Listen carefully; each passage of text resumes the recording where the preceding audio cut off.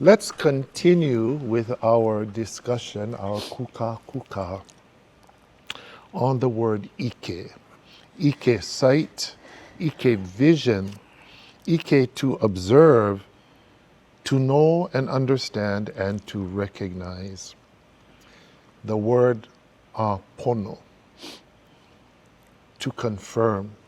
As we spoke earlier, what I heard from all of you in the discussion was the role and the responsibility of the kupuna in the hula tradition to pono, to recognize and confirm who are the kumu of the hula, who are the haumana of the hula.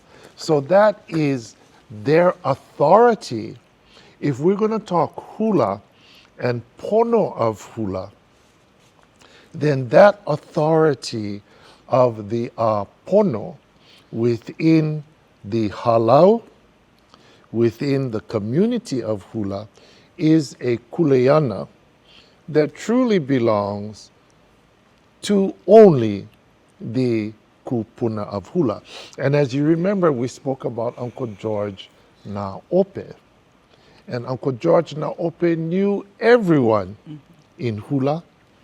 And we also recognized Uncle George Na Ope for his hula ike, his wisdom, his knowledge, his insight. Again, Uncle George grew into that role and responsibility, that kuleana. And when people question, oh, where did they learn hula from? Who is their Kumu Hula? And if Uncle George was there, he could tell you that story. All right, going back to the authority, who does that? Who does that? It belongs to those seasoned, well-enlightened kupuna of hula. So now we go into another olelo no'eau called ikeaku, ikemai, to recognize and to be recognized, to see, to be seen, to be known, to be understood, to recognize the ike, to acknowledge the learning from the teacher who passed the knowledge to you, to recognize the source of the knowledge or the ike, because to recognize who the source is of the ike is to give them credit. When you honor them with ike as the source, what you do is you honor yourself. And that's part of the mo'okuauhau, the mo'olelo, and the loina hula. Do you think, Miss Maelia, that people are practicing this tradition of hula? Or is this the recognition of the mo'olelo and the source of the mo'olelo or the ike just a lot of hula bala'au? Or is this hula oya'i'o, truth? I think it should be oya'i'o first and foremost. I think we should be honoring, and I think what I see and what I know is that it's not always practice. It's modified. It's tweaked to justify, like the ends justify the means. And I'll probably get into trouble for saying it, so I'm just gonna say it because, you know, this is my grandmother, because I said my pule before I came here, that whatever needed to be shared comes out. So it's not me, it's them. I feel like that is a practice that is sometimes misrepresented. We say we're honoring our kupuna, but in truth we're honoring our ego. everything that I do, you know, we talked about the hie of the hula and the kulana of the hula, and I pray and I hope, my only hope as a Kumu Hula is that I'm honoring my kupuna. It's not about me. Like, I consider myself the bridge between my grandmother, my great-grandmother, because I'm one of the few that remember what they had in my generation. Remember them, remember my grand-aunts. So when my grandmother passed, my natural reaction was to turn to my aunties, Kahili and Aunty Leana. They were my voice, they were my kupuna. Now in the ohana, it's Hoku, is the oldest. But when I look for mentorship, I look to you folks that are here and the others that I know, my grandmother, that apono, that she had mentored, that she had admired as being reflections of her contemporaries and those genealogies. And so when I do things, I want to honor them first. And there are a lot of times I've called all of you up on the phone to pick your brains because I honor the mana'o and the ike that you folks carry on, because I know you're representing your traditions and you're holding fast to them as best you can. And because my grandmother valued your kumu and valued you and recognized you, then that has now come down to me. And so when I look at what's happening a lot of times in this social media ha'ole influenced, it's almost as if we say we value what's old, but then what we're doing is recreating things that weren't given to us. We read about them, we cut and paste, we put it together, and we pass it off as this is ike kupuna. But unless I've heard it from my kupuna, I cannot say that. Or if I haven't heard it from one of you, and that's the ike kupuna that I value because I know you're speaking on your mo'okuauhau hula, to me, that's not ike kupuna. And I just feel like a lot of it is shots in the dark. Like we're hoping we're hitting the mark and we're hoping we're staying on tradition. But tradition is what you know was given to you. To me, that's my tradition. I don't know what all of your, I know most because we have such pilina, but I don't practice all of the tradition that come from each genealogy of hula because that wasn't my kahua. We have one kahua that's the same, but then we have our individuality. And so to me, that's the tradition you should honor, not the cut and paste and blend into a potpourri bag, because then I feel it's to make the self look good, the ego look good. And not necessarily, because then it's like, if I were to do that to my grandma, so I'm just going to use myself as an example. If I were to take something, I see something that Leialoha does, I like it, I mana munch, I cut it, I put a Waʻahila spin on it, a Maelia spin or whatever. What I'm telling my grandmother and my kupuna is, what you gave me wasn't good enough. Oh, yes. That you didn't fill my bowl. That I had to go and take from hers and put it in mine because it's not good enough. And how arrogant of me would that be to say that to I wouldn't, one, the pu'ili is a very real factor. Like I can feel like heat over here.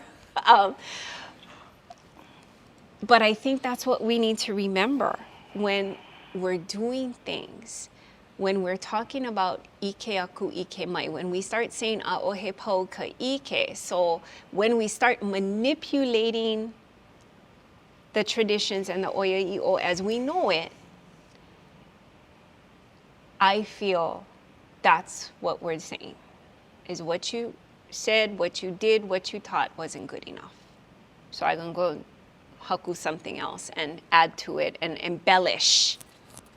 We're going to embellish the truth. And like my grandma used to tell me, you know, that strict Catholicism, embellishing half-truths is not the truth. So you better stick on that straight and narrow, or I can hear her, Maelia, you're going to get it. And that is what, for me, is that driving force, is like, how am I going to face them? Am I going to face them and be able to say, I did everything I could to make you proud. I did everything to honor what you gave me. I took what you gave me and I helped it to ho'oulu. I helped this la'au and the lala to ho'oulu, and to feed that tree of knowledge just a little bit more with what I was able to learn. Yeah, and it's not just about only everything that they gave you, you regurgitate. They encouraged you to learn, to feed, but to think, to honor, to respect, and everything to be done in aloha. So, I don't know if you all do this, but if I represent my teachers and I represent every aspect of my teachers, which is character, dress, mannerism, which was their hie. Do you find yourself, Miss Leialoha, saying things like, my teacher didn't do this. Should I do it? Am I going to do it? Will I do it? Do you find yourself going back to that thought where my teacher never did this? I'm not going to do this. Yes. You know, am I going to be the hie of the holokū and the beautiful hairpiece, or am I going to be the Daisy Dukes that exposes everything, or a cut-off T-shirt? What do you think? Okay. Yeah, you bring up about the holokū and all of that. As I was listening to Maelia, I remember having a dream one night that I was standing in this yard that is in Kohala, and I saw this path of light that went from my feet, and it went up over the road, and I knew who these people were, and that this light kept going out, like it was still running through Kohala, going all the way towards Kauai High. I mean, I couldn't see it. So I remember coming to Pilahi the very next day and telling her about that. I said, I had this dream. And she sat there and she started to smile and she says, that's your ancestors telling you. You need to be telling the stories of where your ancestors come from there. And, you know, when I think about it in relationship to what I learned from Aunty ʻIolani, I don't know if you remember, she hardly did any motions. Most of that were in her eyes as she told the story. That's what mesmerized me about her. Even the motions that we learned from her were very, very simple. And I remember even Auntie Pat telling me, baby, when you're going to do a hula, stick to the descriptive, don't do the figurative, you know? And for me as a person, I took that, you know, even like my auntie, I can still see her dancing. Those memories, I do imbibe into the hulas that we do. However, because we were doing Kohala, it made it easier for us to take mele that talked about this area and actually go and see these places and imagine what the composers were looking at. And then, you know, like if we saw like we may be up on Kalahikiola and the wind would bend all of the brush down, then that is the motion that we created to talk about this one area or what we experienced. Like if the wind was whipping, I mean, the hand motions had to, if it's talking about, we go to experience that because we're recreating that mele. But we're still, to me, every hula that we've ever done, that we presented at Marimara came from Kohala. And it was, most of the time I had to kind of like temper some of the motions down because I would let, my siblings go ahead and try to come up, but we would sit together. but we would use these things to talk about and put them in. And you would have to, see, in hula there's 3 parts. There's body, mind, and spirit. Most of them get the body, sometimes the mind, but ʻaʻohe, the spirit. The feeling for what the melody, what was the composer trying to say? And that's what, and one of the things that, Pilahi had shared with me, and she said, if people come to you and tell you they don't know what it was about the hula that you did, but they felt something, then you've done your job. Because she says, it's all of these things put together. It's the ʻIke in the mind. See, and you don't see that today. You see a lot of motions. You see a lot of trying to be, I don't know what, to wow people. You don't see that the spirit of the composer. It is missing.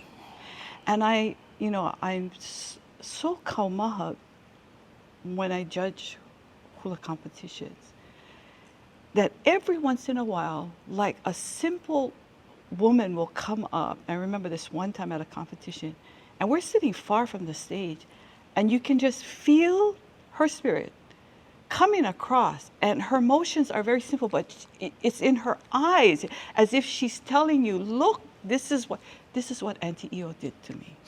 That's what she inspired me with. Because it was as if like, what is she looking at? What does she see? And her hand motions was just a point. She never really did too much hand motions. And I began to understand now that she was actually in the place. And I remember one time dancing a hula, of all places, at Hank's place. And Leinomi came up to me and she says, can I ask you a question? And I says, yes. And she says, do you fly when you hula? And I looked at her, I said, oh, what do you mean? I was kind of like, I didn't understand what she was talking about. And she says, it's like, are you in the place? Do you actually see these people? You're in the surroundings. And I kind of pulled back and I looked at her and I said, how did you know? And she says, because I can see it through you. And I guess I have to, sitting here today, it is from the ʻIke, from the passed on. That sometimes, even when we're young, we're not paying attention, but it gets into us somehow, some way. That ʻIke is absorbed Yes. through the experiences and through the ha that Leimomi was speaking about. The ha of the haloa in the hula tradition is so very, very important. So I don't know if you have this memory when we were young children and we were at family gatherings, right? And of course there'd be hula and everybody would be enjoying and singing and dancing. But when the kupuna got up to dance, everybody sat in this awe at watching the kupuna, because the respect in the 50s and even trickled into the 60s for the true respect for kupuna was still there. Well, we know this because when we had luau or aha'aina, what was the first rule after the pule? We're going to serve the kupuna first. Yes. After the kupuna, we're going to serve the keiki. And after the keiki, we're going to serve everybody else. But that same kind of reflection in the hula, where always first and foremost, because as Maelia was saying, Kumu Maelia, it's about the ego. And everybody not only pushing their ego, but everybody else behind them pushing that ego. And our true culture, perhaps, of Mālama kupuna, is it really being honored? I think today they kind of forget that we are a reflection of our kumu, our kupuna. We are an extension of them. And so we need to remember that it's not about us, yeah? It's what they left us. And they left that kuleana with us to take care of it. So if you're going to try to be whomever, how are you going to take care of them and keep that reflection of them, and especially their traditions? You know, tradition, a lot of time I don't think they know the meaning of tradition. To carry on what was left with you, not to take this and go change because this is how I want it. That's not tradition. But today they forget that, I think, you know. Do you think it's hula or modern dance? I want to call it in between. Explain. Because you may have the foot movements of the hula and the beautiful storytell here of the hula, but you do not have the here. It's missing. You know, hula, like I can say for all of us, I think, when we get up to hula, we're in a trance of our own because it's the hula that's going to take over us. We're going to express because we feel it over here. Today, I don't think they know what that is. They know how to get up and go right, go left, go up, go down, and that's how it is. So the trance of the hula is part of the spiritualism of the hula and being connected to the hula. Right. So we inherit that because we follow the old ways. So if you're not following the old ways, how are they connecting to the spiritualism of the hula? Or is there spiritualism attached to the hula? I don't think they know that or how. Today they don't know how. They don't know how to get there. You know, like you say, oh, because we're old school. I'm glad we're old school because there's no other way, I'm sorry, than to be old school. And we're going to try to carry that the best we can. Like for me, I only have mama, you know, and I'm the only one that carries her traditions, her legacy, whatever there is. There's nobody else, just me. So it's my kuleana. I need to take care of it. And I've been told many a times, oh, you being too Vickie, you gotta be you. Sorry. You know, she left that with me. I gotta be her. But yes, I'm gonna be me too. But I cannot forget her. Because that's what it's all about. It's not me. It is still gonna be Vickie, whatever, I don't care. So, you know, I'm gonna try my best, but that's all I know. I'm sorry. But that's the best, you know, to just be who we are, what was left with us, because we are their extensions. Yes, we are. And no two think alike. No two will dance alike. Well, we get our students that look like us, but they're not like us, you know? So we got to remember that. It's so important. And today, love them. Love to see the young ones that are trying to teach hula, but they just don't have that inside. So hula is a dance tradition with rules, regulations, and disciplines. We all lived through that. It was not acting. Hula was a dance tradition.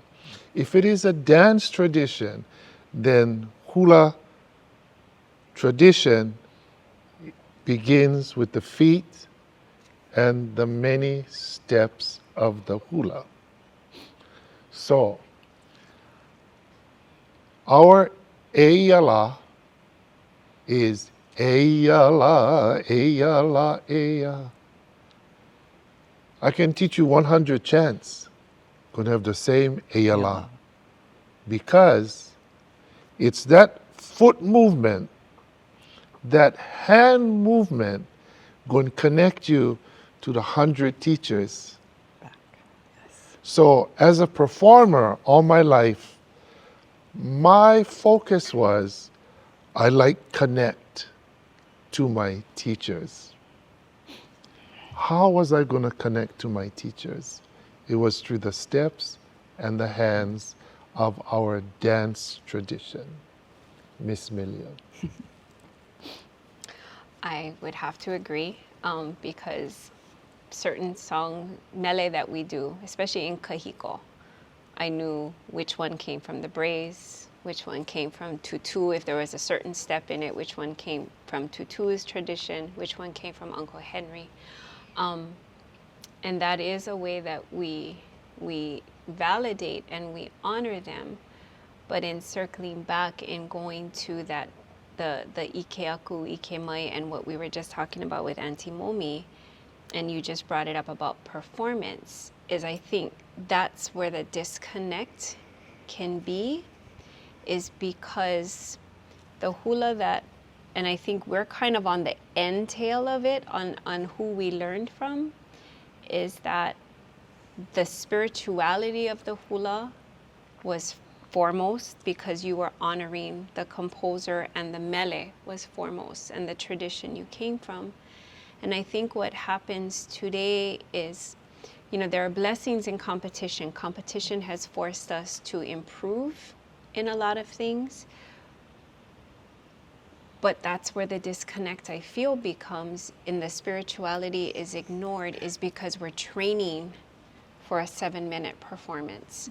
We're training to be on camera. We're training to score extra points and to fit into this ha'ole score sheet that forces us as a people to conform. And so when we become, and then, you know, at the other end of the scope is that hula has become commercialized, right? We all have performed out. We have all earned our living, learning how to dance out and perform.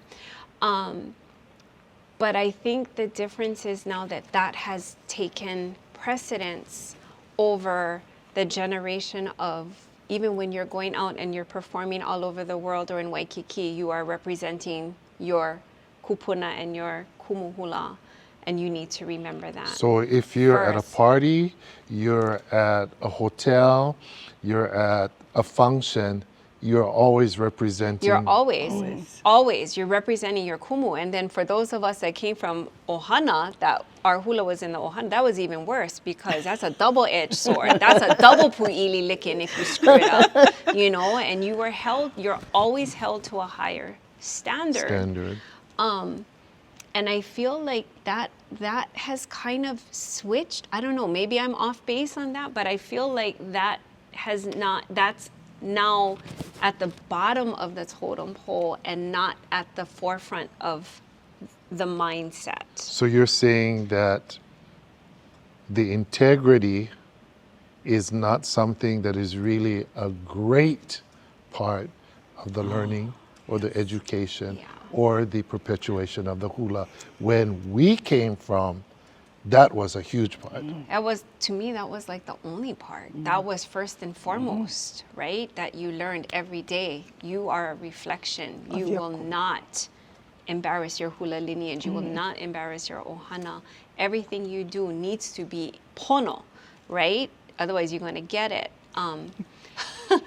But I feel so, you know, and I'm kind of like with Aunty Momi, in when you asked, is it modern, is it interpretive dance or hula? I do feel like it's in between, because I feel like that spiritual aspect, that pilina, that should be the first and foremost, that integrity, that loyalty, I think that's what's been, it's a void.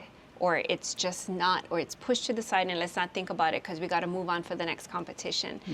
And so at some point, and I'm not saying it's everybody, because there are some who are genuinely trying to reestablish that pilina and set things in the protocol and set that pono.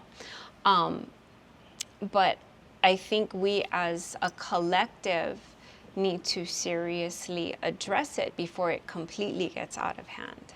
Because do you think, Miss Leialoha, that in the hula tradition, the hie is in the ho'ike, the show off, show everything, or in the ho'oha'aha'a, the humility of the hula.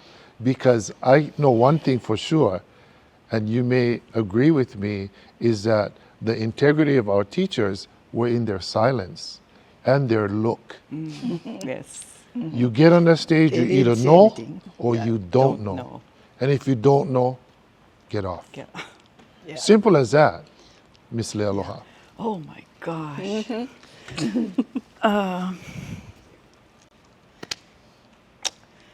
You know, I think I was sharing with you, and I hear Maelia talk about, how we score and the judging and how we're trying to fit into this little 7-minute framework can really, it pushes people's limits, I think. And I've got to say, even when I first started, I entered my first Merry Monarch in 1981. And, Aunty Dottie was the one that kind of prodded me on and says, get in here and then, start learning about, competition.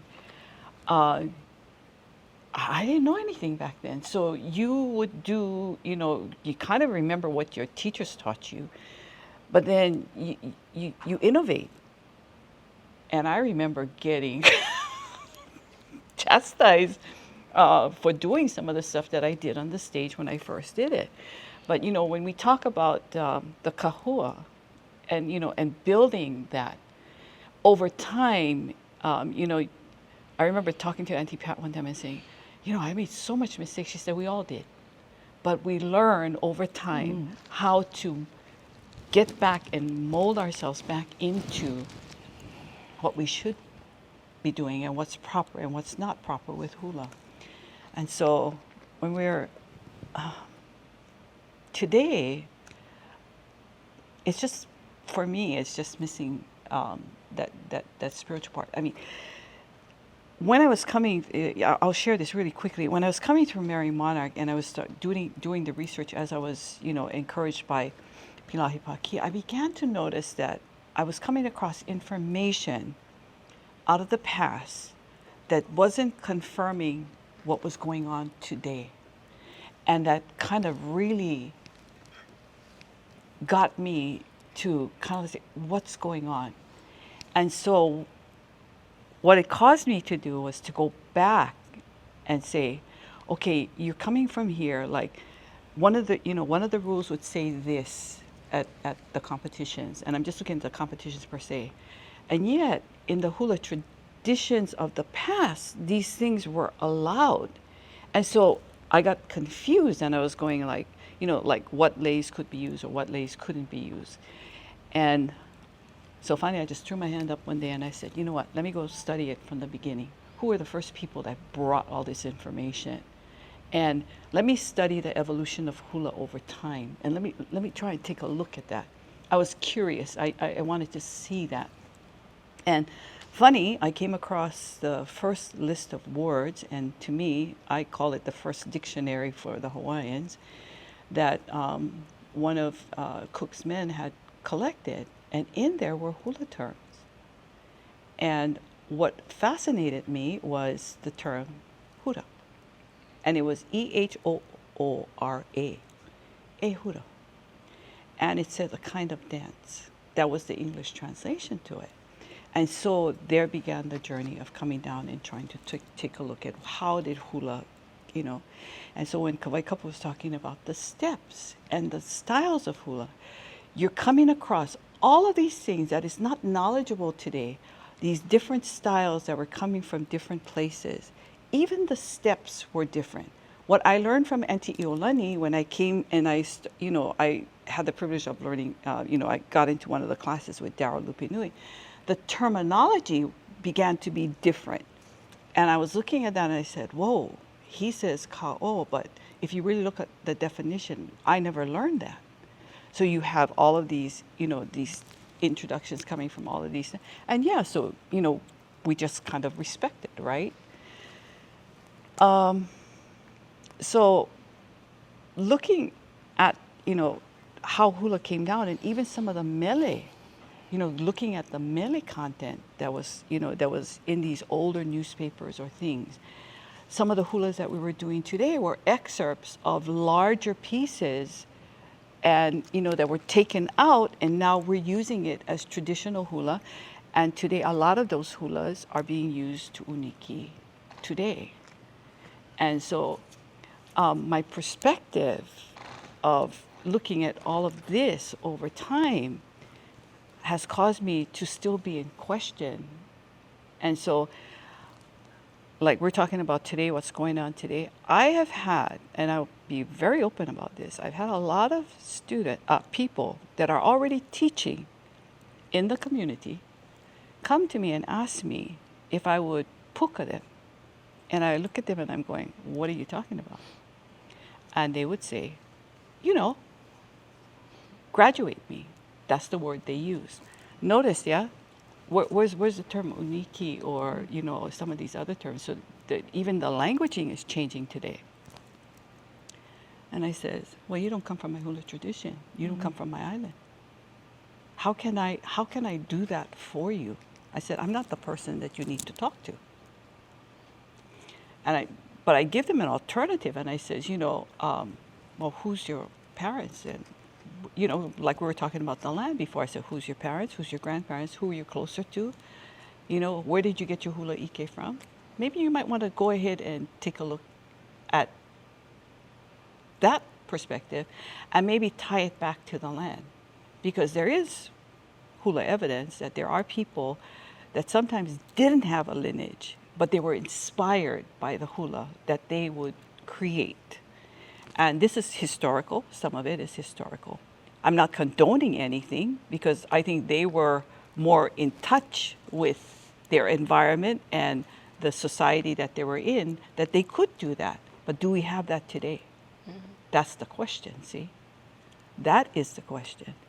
How many of them are, of the newer teachers are willing to do that, to study the ike of the past or some, some of these kumu? That becomes the question. How willing are they and that's to another learn question. From the kupuna? That's true. Because would it be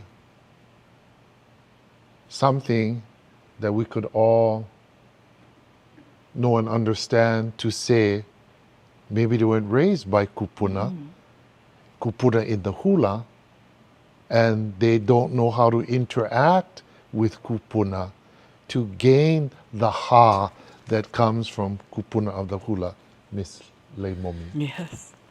Yeah, it's why is it though? Why it's so sad that today they feel they gotta have this uniki thing under their belt. They feel it's so important. They gotta have that title, yeah? Versus us, we didn't even ask for it. No. They gave it to us. And like I say, the most important, I don't care what paper, whatever, is the ha that came. That you will do this, that, da, da, da, But today, what is it? Why? Why do they have to have that? And you find these young ones, they're all seeking. Right. Can you uniki me? What is that uniki? Do you know what that means? Have you lived it? Have you lived the life of knowing what uniki means? Your kupuna, did they hand it down to you? They cannot answer. I think part of it is they all like the pepper, they all like the recognition, and that's part of the whole ike, just being able to whole ike show everything off. Like the manupikake, when open the tail, everybody is awed, but Yes. you forgot the tail is still connected to the bird. So the wisdom and knowledge is still connected to the kupuna. So the value of that kupuna knowledge is really, really important. Yeah. I know when I graduated in college back in 1978 to become an educator, and I came to this college, Windward Community College, to be a teacher in 79. I think the way the story goes, I graduated University of Waʻahila in 78.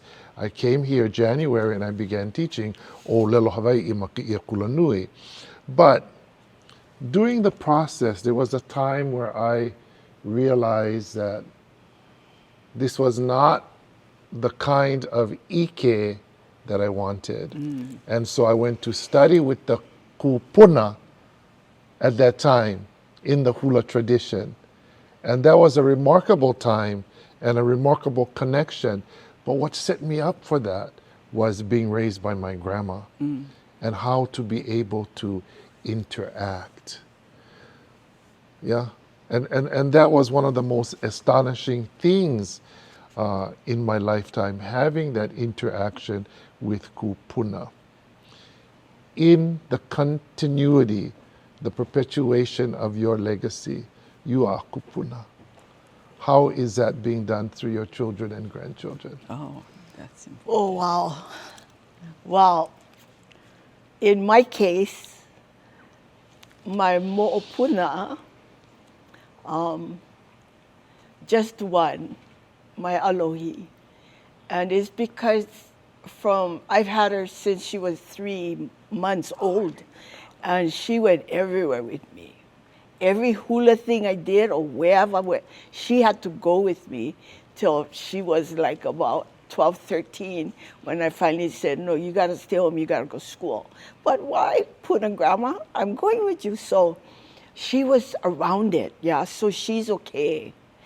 She will probably be the one that will carry what her kupuna is leaving her. So this is important because it goes back to the word ike. And You have the ike to know and understand who is going to carry your legacy. Yes. Yeah, and it's going to be that one, because the other two, one is sports, he's a boy, but I try to get him to hula, so a little bit, but he's into sports, so that's out. And then the other one, she's married, is whatever, so, you know, and you cannot force them, yeah? It's got to be like us, like we say the hula found us. Yeah. Yeah. You cannot force them. If it's in them, fine. If it's not, so I think with my alohi, that's the one, because she just craves hula. You know, she always wants to know when we're going hula next, and so we just gotta watch them and groom them as they grow, and know that whatever we share with them, we hope that they'll carry like we have, you know, our traditions. And, you know, I try to do that with her because I see it in her. Yeah, and we see, yeah.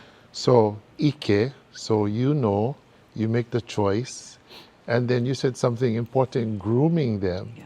So grooming them in every aspect that we're familiar with, right, in the hula tradition. So Miss Maelia, where does that take you with your tradition? Okay, so there are no mo'o on the horizon. I'm just saying I am not a kupuna yet. Grandma used to say, don't rush to be old because you're going to be old the rest of your life. And so I'm sticking to that. But, you know, one of the lessons she always said was, you know, Maelia, you don't need a big halau. You don't need lots of students. You need one who gets it. And she's like, and if you find the one who truly, and she's like, you'll know. And what's really a blessing is that the month before she passed away, she had opened up a new class. And in that class was one of my cousins. So my cousin Keahiahi, her grandfather is the muliloa of the long ohana. Grandma is like number 2. And she started dancing, and then our Kionilei came to us that same time.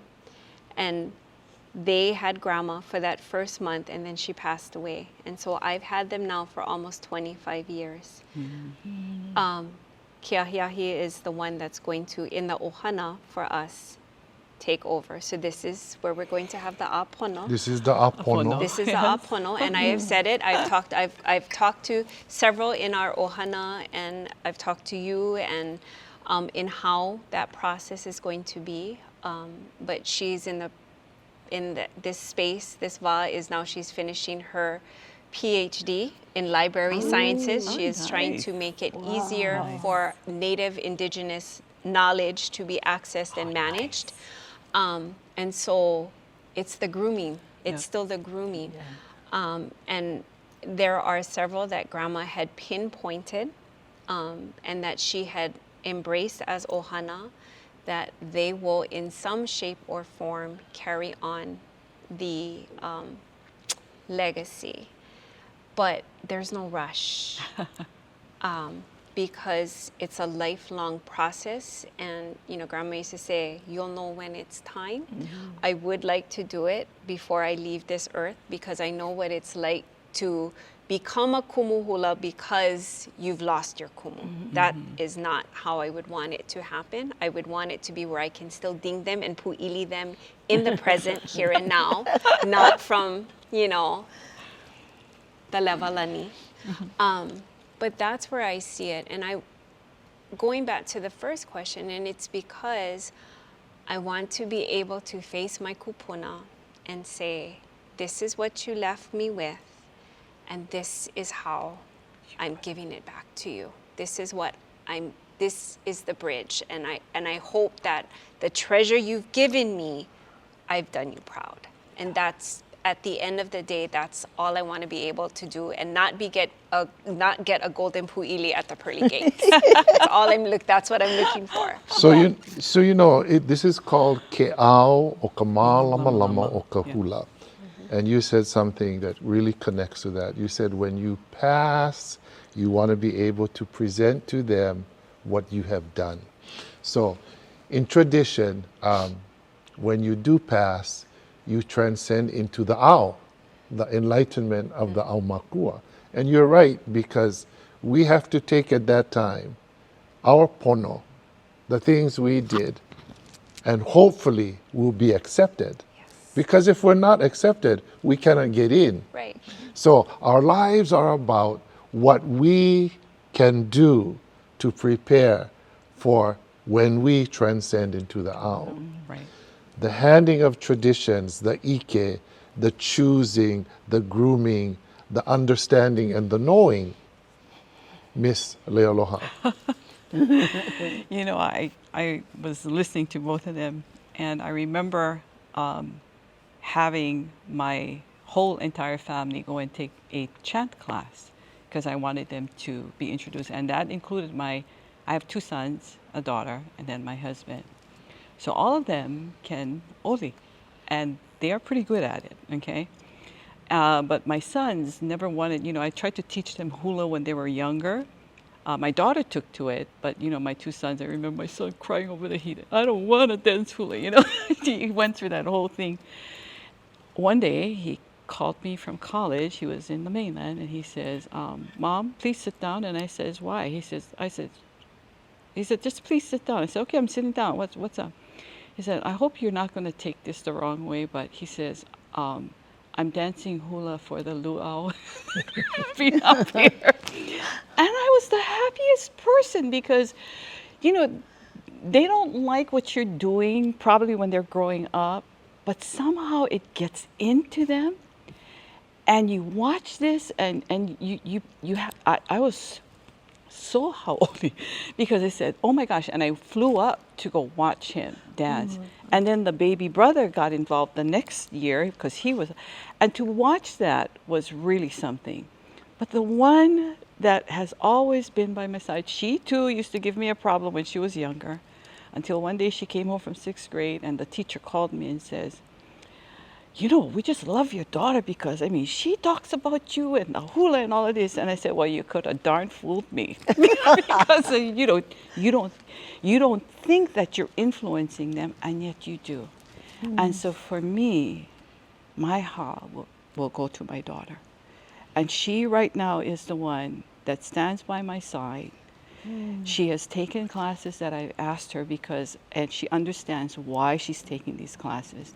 She manaleo, she can speak, okay? She loves to chant. She's an excellent chanter.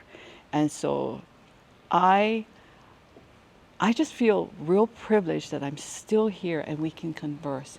She does a lot of the research that I need, you know, like when I'm going to judge competitions, I like to do the research behind the kumus and of their mele because I want to judge them, you know, on the merits of the mele themselves.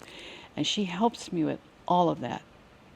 And so, you know, I am just truly, truly grateful that she is here, and I hope that, you know, this thing can continue. And of course, I have little mo'opuna now, and I have two kaikamaini, and then one little keikikane, and you know, they're running around my feet right now, and they're being introduced to it. So what we do does get across to them. Maybe they may not want to do it when you first introduce it, but I just truly feel blessed at this point.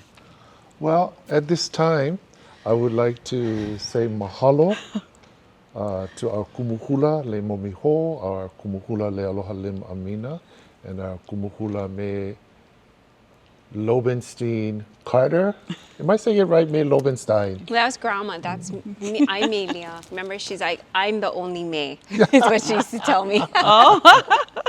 But thank you folks for coming, and thank you for being a part of Ke Ao o Ka Mālamalama o Ka Hula, the enlightenment of the hula.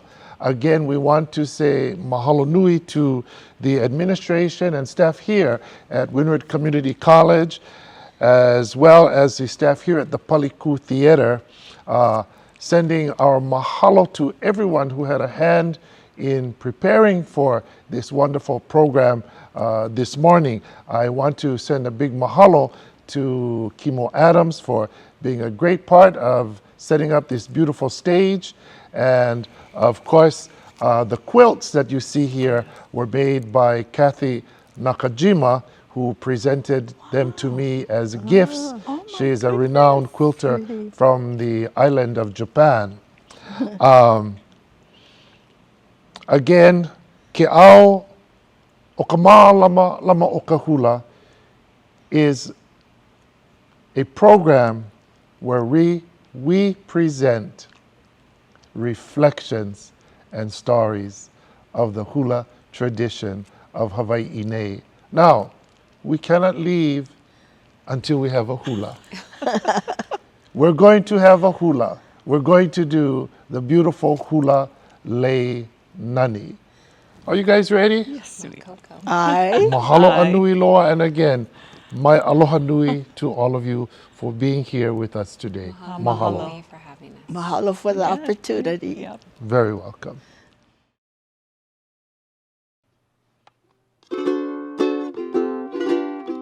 Ka holo. Auhea. Auhea vale oe e ku'ulei nani. Ho imai no ka ua wa e pili. Auhea. Auhea vale oe e ku'ulei nani. Ho imai no ka ua la e pili. Ko aloha. Ko aloha kaua e hi'i poi nei. Haku I ku'i eha I ko'u mana o. Ko aloha. Ko aloha kaua e hi'i poi nei. Haku I ku'i eha I ko'u mana o. Ano ai ka pilina, ano ai ka pilina, poina ole, e leia e oe, me ku'ule. Ano ai ka pilina, ano ai ka pilina, poina ole,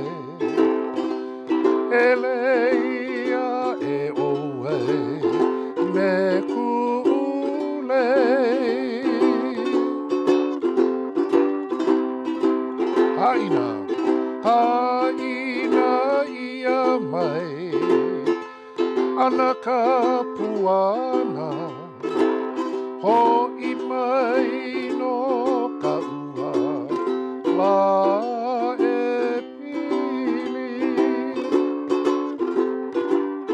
Haina ho, Paulo, haina ia mai, ana ka puana, ho i mai no ka ua, la e pili. Walama.